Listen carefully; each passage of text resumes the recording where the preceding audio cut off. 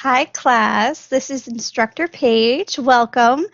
For those of you who haven't used Blackboard Collaborate before, this is kind of a new way to do things. That way you can see me during office hours and you can see that I'm here, ready to chat. There's a few different options you can use if you do have questions. In the bottom of your screen, you'll see a few icons, and there's one where there's a little person, raising their hand.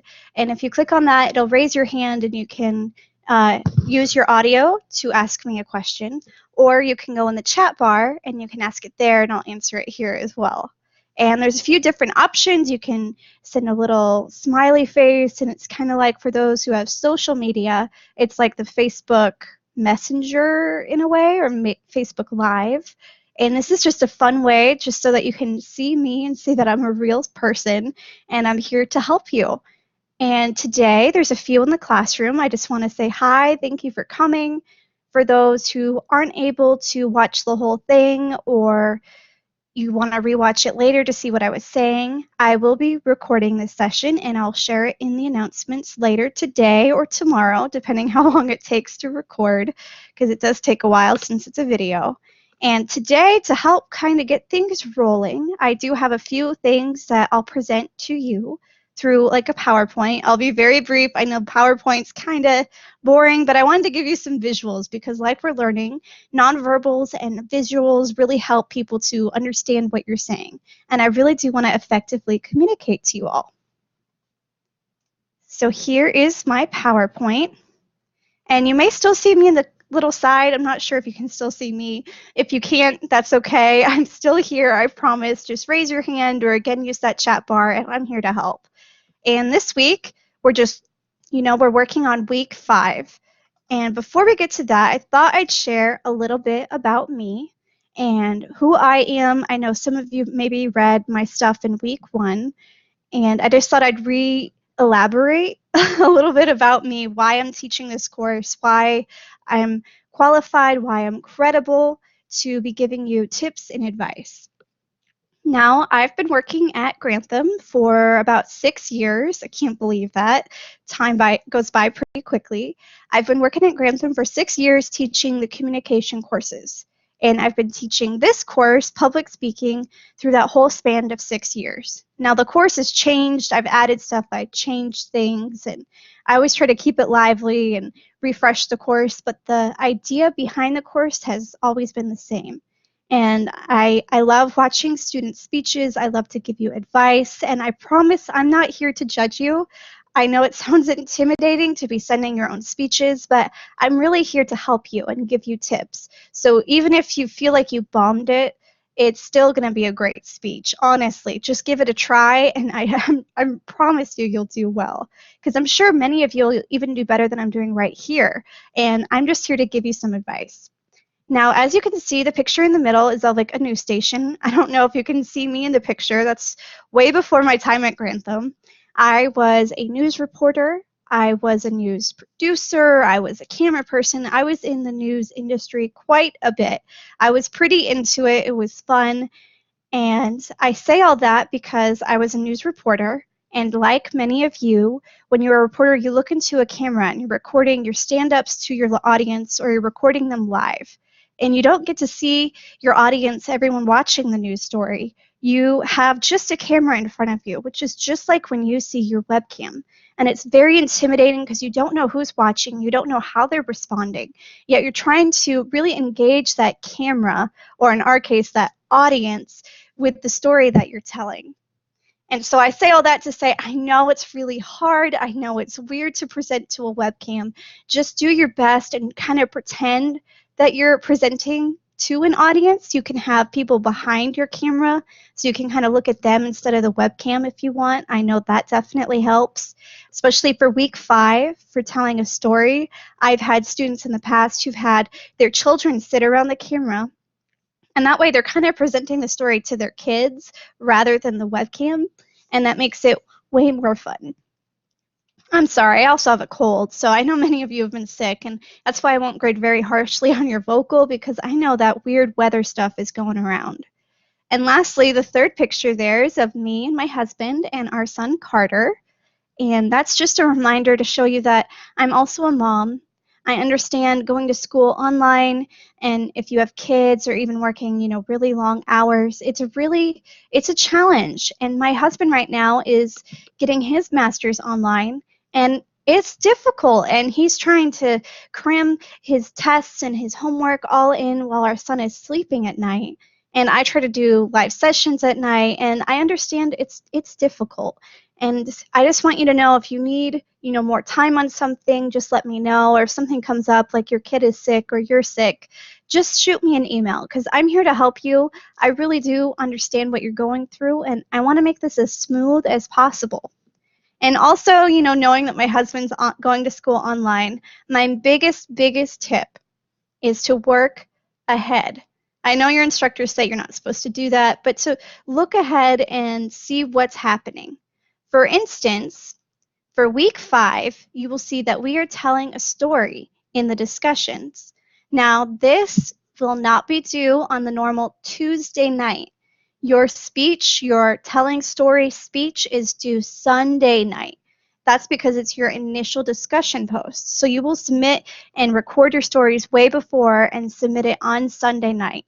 That way everyone can watch each other's stories and give some feedback before Tuesday night when the discussion closes.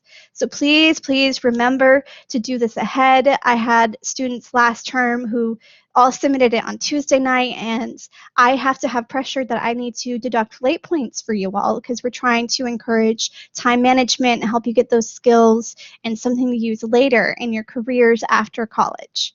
And that's why, please record before Sunday night. That way you can do a few test runs and see what works. Now, another tip, because we are telling stories, and some of you may not have children at home, or some of you do and you don't really like the stories, go to your local library. Trust me, your librarians are going to love that you're coming to look at books. And go through the selection and see what children's book really inspires you or finds fun and that kind of thing. Find something silly, something out of the box, and just have fun with it. Use your local library. Don't have to go out and buy a book. You can go, borrow one. Plus, it gives, a little more to our local libraries and gets more people using that resource. Another big tip, this is one that students always forget, and it's very important for your speeches, is to introduce them. Don't just start your whole video by saying, hey, here's my speech, here's the story, da-da-da, and then you're going right into the story. That's really dry. You're not getting your audience engaged. And as you've kind of seen from our discussions and my feedback, hopefully you've seen my feedback, your introduction is very important for your speeches. You want to engage your audience, and you want to really grab their attention before you jump in. And it's important that even though in your discussion you're writing about what story you're doing, you still want to introduce that story again in your video before reading it. So if you're reading a story, like my son loves, I forget what it's called, this donkey book, talk about donkeys and engage and tell a funny story. And my son likes to go hee-haw, and he tries real hard to try to say the story, and just do something fun before jumping into it. That way you're engaging all of your classmates and you're having fun, and you're also practicing that very important skill of introducing your speeches. Now, another one is to get enthusiastic. I know it's difficult presenting to a webcam. It's not easy because you can't see if people are getting into it, or you feel a little embarrassed. But trust me, do it a few times and really open yourself up. The sillier you get, the more fun we're all going to have. Trust me, everybody's reading a story and everybody's nervous. But those that appear confident in their speeches, even if you're not, trust me, it's all about appearing in this course. If you just have some fun with it, man, it just engages more people. You'll get more feedback, you'll have more fun, and you'll get a better grade. What? So practice your vocal delivery. Read your story out loud a few times before presenting it. See right there, I should have practiced that word a little bit. Did you catch that? Even I made a mistake. We're all human. It doesn't have to be perfect, but have fun with it. This is a fun week, I promise. It's just to kind of lighten the load and get you used to presenting in front of the camera. That way for week 6, you're ready to present your informed speech. That's coming up, everybody. This is a quote I saw from Mark Twain. I thought it was pretty perfect for this week, week 5, reading stories. And it says, the right word may be effective, but no word was ever as effective as a rightly timed pause. Now with that, as you can hear here with my voice, I talk very quickly.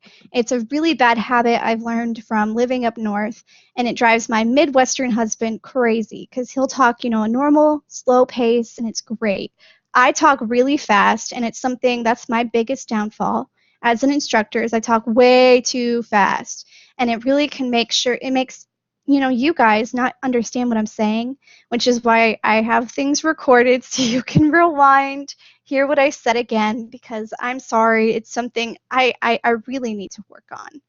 And so with this, what's really important while telling your stories, and something I've noticed with my son when I'm reading to him, is to pause, let him really understand what you're saying and really become engaged and really look at pictures and remember to breathe and pause. If there's a period at the end of a sentence, that's a breathing point I learned from my English instructors here at Grantham. That's where you just kind of take a breath and you let them understand what you're saying.